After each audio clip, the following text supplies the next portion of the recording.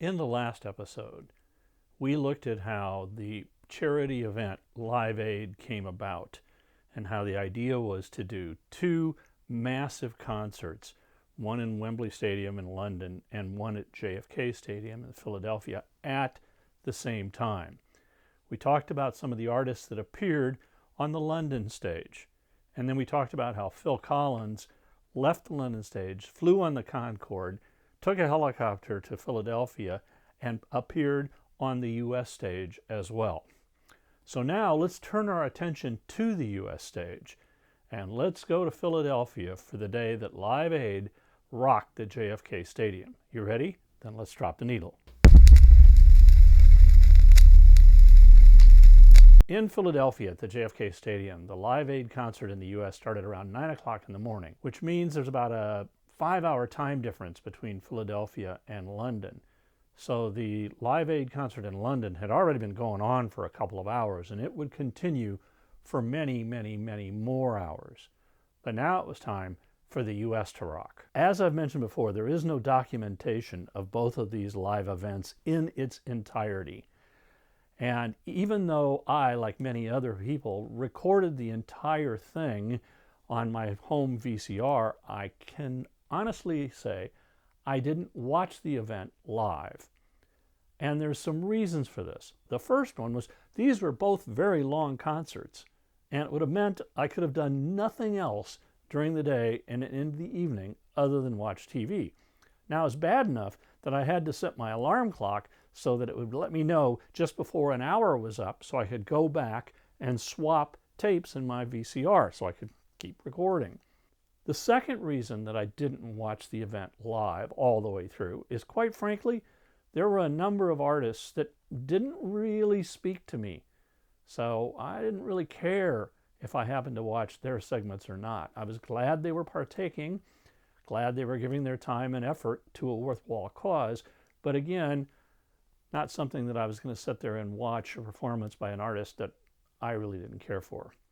And the third reason that I didn't watch the whole thing live is because the live concert was frankly pretty tedious. Now, I know that it was designed as a fundraiser to relieve famine in Africa, and I know that they needed to raise the money. But almost after every act, they would come on and start pleading for you to send in money. Well, it kind of reminded me of public radio. Now, I love public radio, and I'm a supporter of public radio, but you know, when public radio does their pledge weeks, it gets a little tedious listening to them break away and keep asking for money. Well, that's kind of what Live Aid was about, the broadcast. And I'm glad that it worked. I'm glad they raised money. But again, I have to admit, I didn't watch the whole thing through. Also, during the broadcast from England, Bob Geldof shocked the television audience by using profanity on the air twice and slamming his fist on the table and telling his viewers not to go out to the pub, but to stay and watch the show. Let's look at some of the artists who appeared on the U.S. stage for Live Aid. And as I did with the Wembley concert, I'm not going to list every artist and every song that they played, but I'll give you some of the highlights of the day. Starting off the concert was Joan Baez, who announced to the crowd that this is your Woodstock. And then she played Amazing Grace and, of course, the anthem, We Are the World. Motown was represented by the Four Tops. They performed 5 of their hits, including Reach Out, I'll Be There, and I Can't Help Myself, Sugar Pie Honey Bunch. Then came Black Sabbath, and they performed 3 songs, including Children of the Grave, Iron Man, and Paranoid. And then one band that I always thought was highly underrated, and a very, very good band, and I always enjoyed seeing them perform and hearing their songs, was REO Speedwagon. They rocked the crowd with Can't Fight This Feeling and Roll with the Changes. Then up came Crosby, Stills, and Nash. They harmonized on Southern Cross, Teach Your Children, and then of course they did Sweet Judy Blue Eyes. Then it was time for some good vibrations. Here comes the Beach Boys. They performed California Girls, Help Me Rhonda, Wouldn't It Be Nice, of course, Good Vibrations, and everybody's favorite surfing song, Surfin' USA. The Beach Boys were followed by George Thorogood and the Destroyers, who brought two guest artists up with them, the phenomenal Bo Diddley and Albert Collins. Simple Minds performed their big hit, Don't You Forget About Me. And then it was time for Chrissie Hynde to swagger on stage with the Pretenders. They performed Stop Your Sobbing, Back on the Chain Gang, and Middle of the Road. Other artists included Santana, Madonna, and the Cars. Then, right after, Paul McCartney was wrapping up the Wembley Live Aid in London, and all the attention was going to be focused to Philadelphia for the rest of the evening. On stage comes Tom Petty and the Heartbreakers. And they play A Blistering American Girl, The Waiting, Rebels, and the always phenomenal Refugee. And then in a surprise, because he didn't join Crosby, Stills, and Nash, up comes Neil Young. He plays Sugar Mountain, The Needle and the Damage Done, Helpless, and Powderfinger. And then came the guest that everyone was waiting for. Eric Clapton took the stage, and everybody's excited to hear and see Eric, but the guest that everybody was waiting for was who played with Eric, and that would be the jet-lagged Phil Collins, who had flown over from the London stage to appear here in Philadelphia. With Clapton, he played White Room, She's Waiting, and Layla. Then Phil did two of his own songs, Against All Odds, Take a Look at Me Now, and Something in the Air Tonight. And then came a reunion that everyone was waiting for. Led Zeppelin decided to take the stage and play for the very first time since their drummer John Bonham had died. When they hit the stage, they had two drummers, Tony Thompson and Phil Collins, sitting in on yet another act. Now, to say that the Led Zeppelin performance was a disaster is being kind. Robert Plant's voice was very hoarse, and Jimmy Page's guitar was out of tune, and the band had never even rehearsed. And once they started to play, it certainly showed that fact. Jimmy Page later said, Robert told me that Phil Collins wanted to play with us. I told him that was all right if he knows the numbers. But at the end of the day, he didn't know anything. We played Whole Lotta Love, and he was just there bashing away cluelessly and grinning. Page concluded by saying, I thought that was really a joke. And then another surprise, because now Crosby, Stills, and Nash take the stage again, but Neil Young appears with them. And they do Only Love Can Break Your Heart, Daylight Again, which then segues into Find the Cost of Freedom. And then comes a rather macho moment. And of course, it's Mick Jagger. He appears on stage, but not with the Rolling Stones. And he does three songs, including one with Tina Turner called State of Shock, where he reaches up and rips Tina's dress off of her mid-song. But two more of the Rolling Stones were also there that day, even though they didn't play with Jagger. And that would be Keith Richards and Ronnie Wood, who decide that they will play with Bob Dylan. And so the three of them come on stage with acoustic guitars. They play Ballad of Hollis Brown.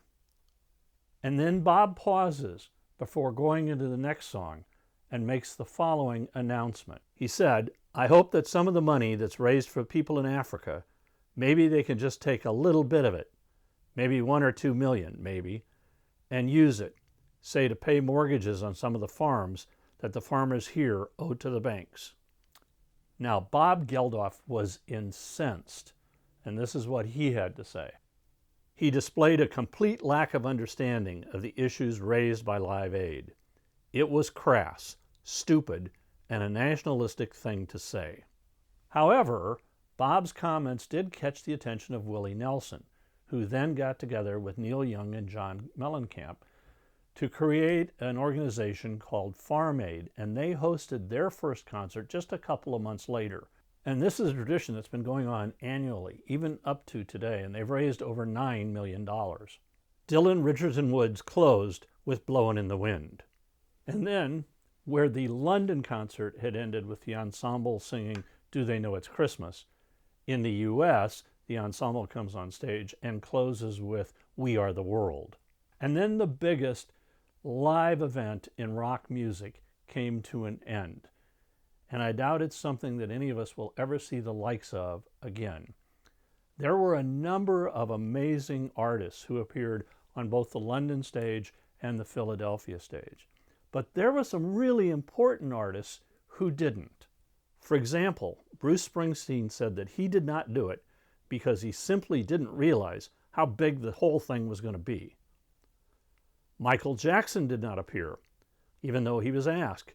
He was working in the studio on an album and couldn't stop to rehearse a band and then perform on stage. Prince was asked but chose not to attend, and he sent in a pre-taped video of the song For the Tears in Your Eyes, which was actually played during the concert in Philadelphia.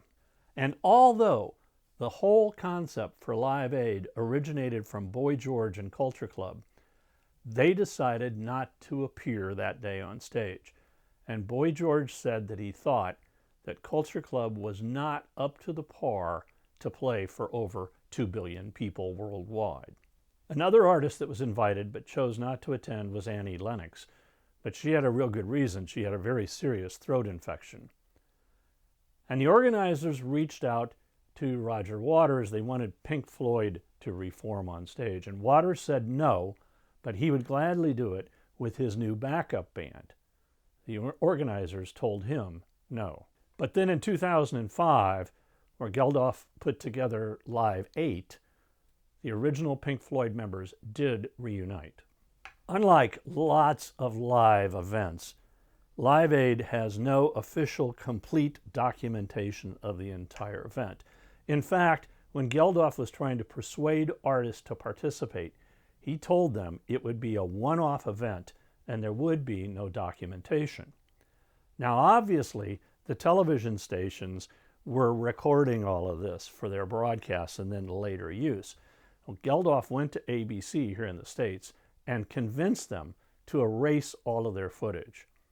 Now, MTV, who also broadcast here in the States, apparently decided, no, we're not going to do that. And so they kept all of their footage. But even with MTV doing that, there still is no complete documentation of both concerts. But in 2004, an official 4-DVD set is released of the Live Aid concerts. And it contains about 10 hours of what was a much, much longer concert event. And interestingly enough, Led Zeppelin made sure that their footage was not included in the DVD. They thought that their performance was so horrible, they didn't want any documentation of it to exist. In 2018, the Band-Aid Trust released a digital download of the audio event, but I haven't listened to it, so I don't know how complete or incomplete it really is. For his charity work, Bob Geldof has received a number of awards, including being invested by Queen Elizabeth. She bestowed on him an honorary Knight Commander of the Order of the British Empire in 1986. Geldof is permitted to use the letters KBE behind his name, but not to be called Sir. But that hasn't stopped the press and the media from referring to him as Sir Bob Geldof. So now we come to the big question. Besides the massive publicity for the event and the boost to the careers of the artists who appeared on stage, did Live Aid really work? Did it raise enough money to relieve famine in Africa? Well, as Geldof figured out very quickly, it's pretty hard to get the money you've collected to the right people in the right hands and make sure most of it does get there. But let's take a look at the numbers. After Bob had finagled everything that he could, Live Aid eventually raised $127 million, which would be $370 million in today's money, for famine relief in Africa. And, of course, there could have been more money if there'd have been a theatrical movie release and an album to follow on behind it. But that was not part of what Bob had in mind from the beginning. Controversy followed the money. There were reports that the money was being used by the Ethiopian government to purchase weapons. and there was a big outcry about this in the UK. Finally, there was really no documentation that proved this, so finally the BBC had to apologize to Geldof personally for those unfounded reports. Now, as usual, I've created a Spotify playlist where you can listen to some of the songs that I've talked about in this episode.